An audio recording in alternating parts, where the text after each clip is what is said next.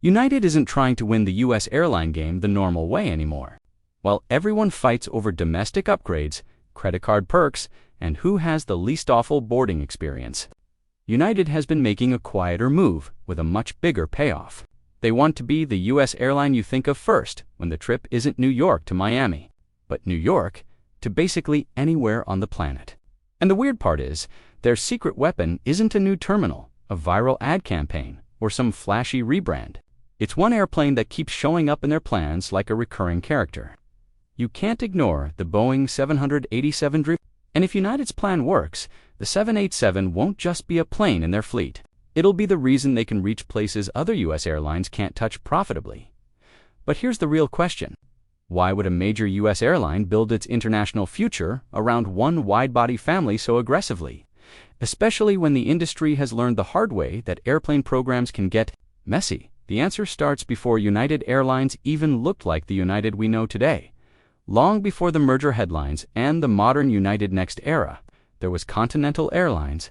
And Continental wasn't just casually interested in the 787, they were one of the earliest believers anywhere. In fact, Continental was the first airline in the Americas to order the Dreamliner, placing its initial order. Back in 2004, that's way before the 787 became a common sight at big airports. Back then, the Dreamliner was basically a promise, a smaller wide-body with long range, better fuel burn, and a more modern passenger cabin. Continental saw what that promise could unlock routes that were too far for narrow bodies, but too risky to fill with bigger, older wide bodies every day.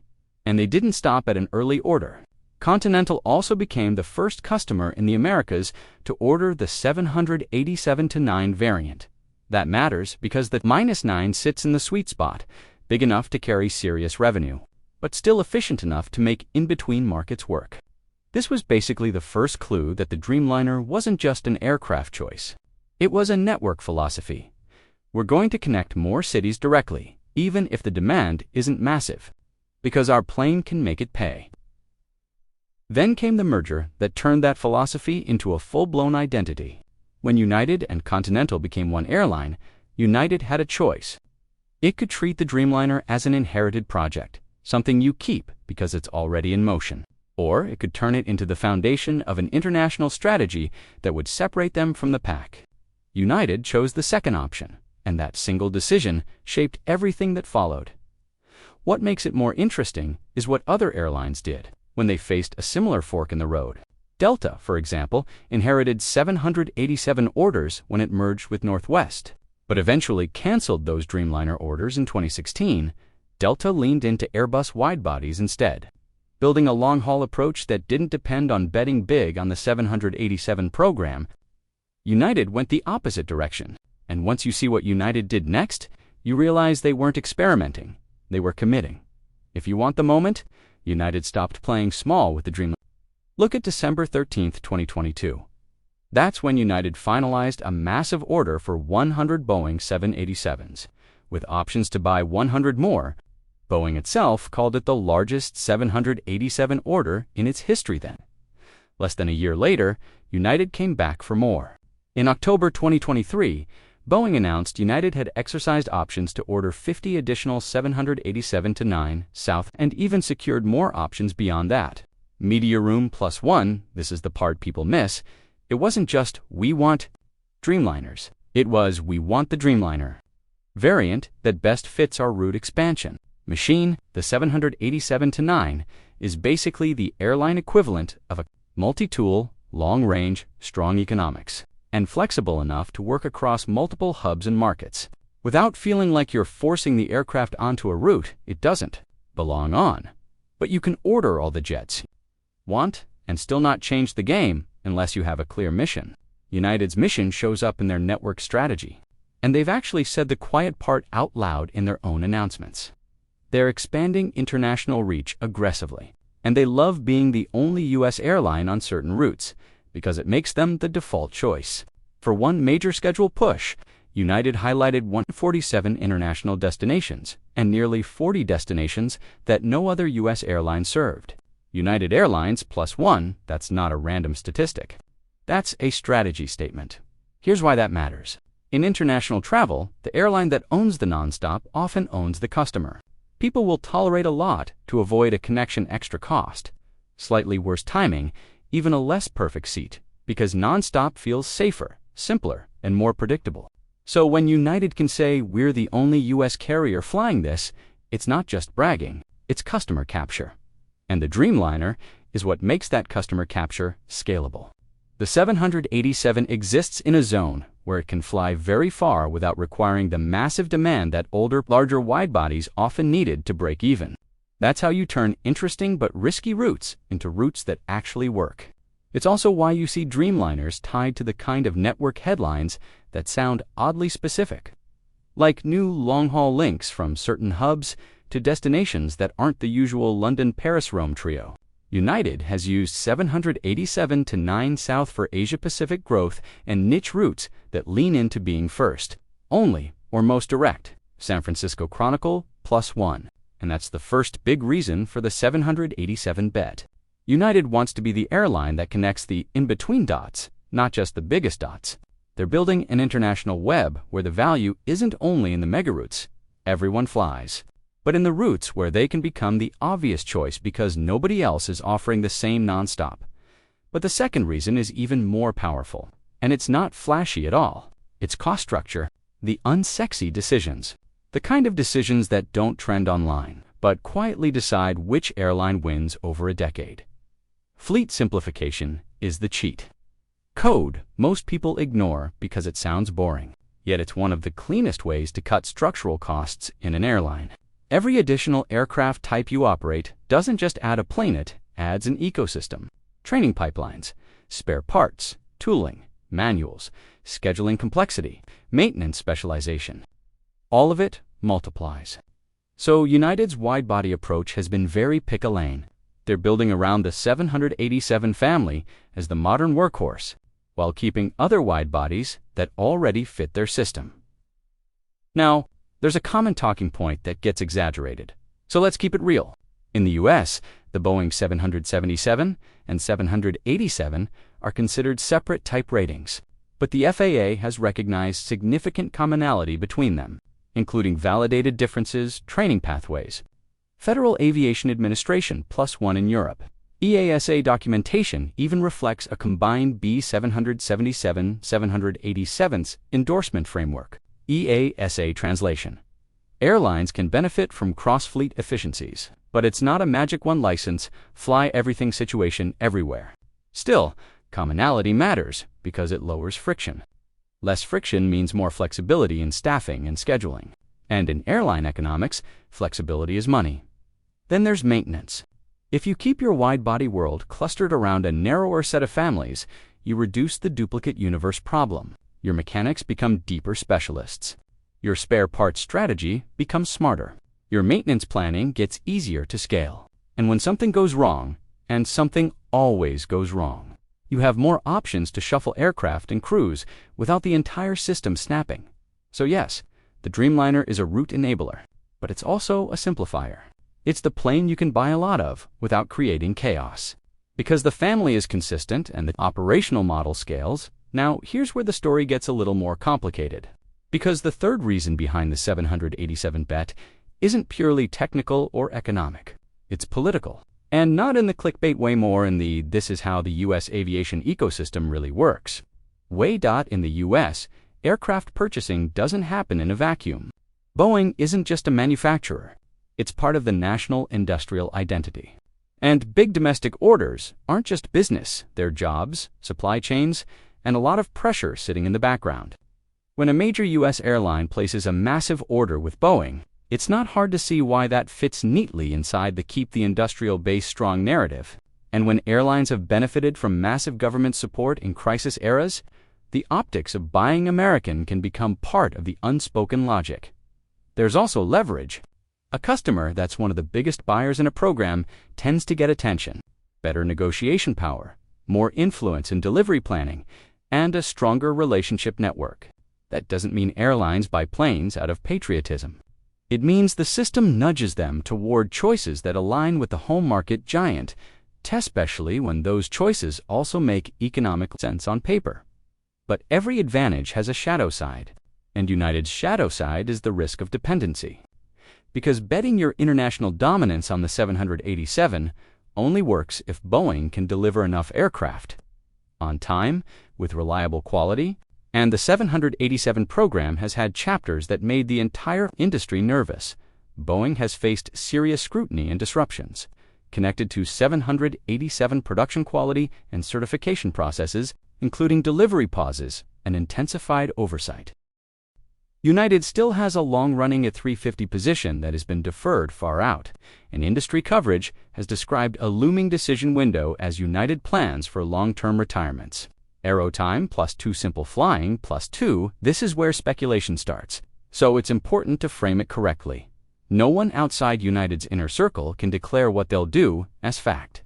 But it's been widely discussed that United's eventual wide-body mix will depend on delivery realities, replacement timing, and what aircraft best fits the late 2020s and 2030s network.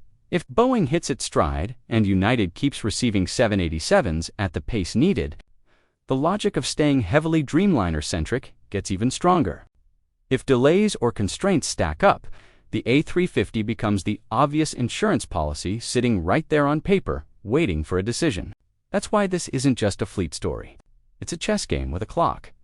And the most interesting part is how quietly United has positioned itself to win either way. The Dreamliner heavy plan helps them open routes, capture nonstop loyalty, and build an international footprint that feels bigger than their rivals. Their own messaging has leaned hard into international breadth, 147 international destinations in one major schedule push, with dozens that no other U.S. airline served. United Airlines +1, that's not accidental. That's branding built on network reality. So here's the question that actually matters. Is United building the future of U.S. international travel, or building a dependency that only works as long as Boeing execution stays on track? Because if the deliveries flow, United's plan looks genius in hindsight. The airline that used the right aircraft to unlock the right routes at the right moment. But if the pipeline tightens, the same plan can turn into a bottleneck. Either way, the 787 isn't just part of United's fleet. It's the spine of a strategy meant to reshape what the leading U.S. airline looks like in a world where the real prize isn't domestic share, it's global reach. And what happens next, whether United keeps doubling down on the Dreamliner or revives the A350 path, won't just tell you what aircraft they prefer. It'll reveal what kind of airline they believe will win the next decade. And there's another layer to this that doesn't get talked about enough. United isn't just buying airplanes to replace old ones. They're buying time on the schedule, time in the market, and time ahead of their rivals. Because international dominance isn't built on one big announcement. It's built on a pattern. Open a route early, stay consistent, and let habits form. Once business travelers, visiting family travelers, and cargo shippers learn that a certain nonstop exists, that route becomes sticky. And United has been trying to create as many of those sticky routes as possible. But here's the tricky part. To make that work, you need an aircraft that can do 3 things at once: reg far, cost less to operate, and still offer a product that people actually want to sit in for 8 to 14 hours. And that's where the Dreamliner strategy stops being about fleet and starts being about psychology.c. Most people don't choose an airline by reading a spreadsheet. They choose it based on a feeling. This one seems modern. This one feels reliable. This one flies nonstop. The 787 helps. United create that feeling at scale because it's the plane they can deploy on routes that look impressive on a map, even if the demand isn't massive yet.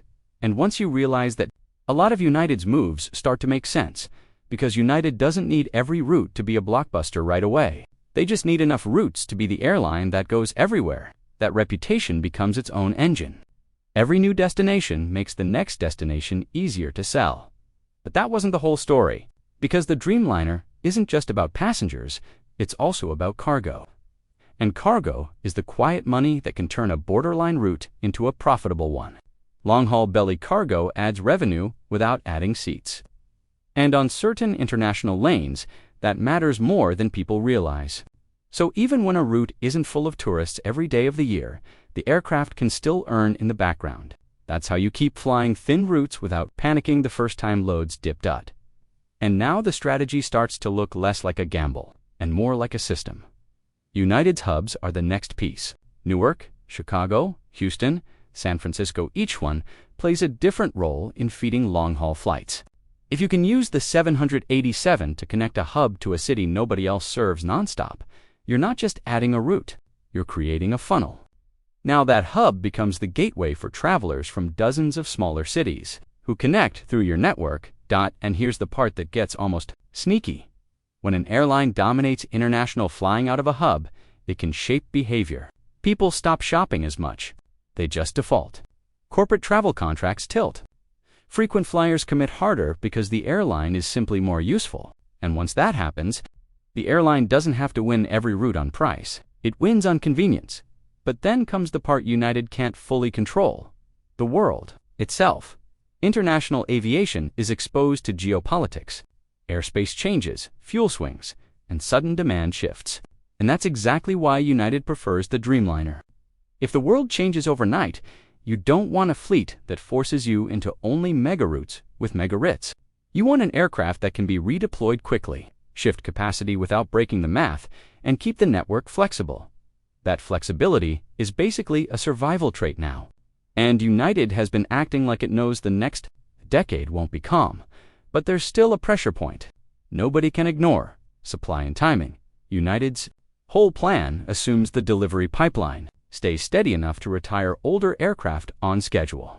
If that schedule slips, United has to make uncomfortable decisions: keep older jets longer, reduce growth, or reshuffle routes. And that's where the A350 question becomes more than a rumor magnet.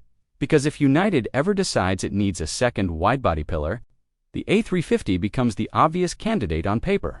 Not because the 787 is bad, but because big strategies hate single points of failure. The more you rely on one platform, one manufacturer pipeline, one engine ecosystem, one delivery cadence, the more one disruption can ripple through your entire plan. So the real suspense isn't will United pick Boeing or Airbus. That's the surface-level debate. The deeper question is this: will United keep betting that the Dreamliner pipeline stays strong enough to support a global expansion plan, while also refreshing cabins, building premium capacity, and outgrowing domestic competition? Or will they decide that international dominance is too important to leave to one path? And if they do make a pivot, it won't be announced like a dramatic plot twist. It'll show up quietly in filings, delivery schedules, and fleet updates, the kind of change most people miss. Until suddenly, the route map looks different. Because that's what this entire story has really been about. United isn't just chasing more international destinations. They're chasing control of routes, control of hubs, control of customer habits, and control of what the biggest U.S. airline globally even means. And the Dreamliner is the tool they believe can deliver it. But whether this becomes the smartest wide-body strategy in U.S. airline history, or the boldest dependency play, depends on what happens next, because the next few years won't be decided by press releases. They'll be decided by deliveries, reliability, and how fast United can turn airplanes into routes, and routes into loyalty. And that's where the real game is.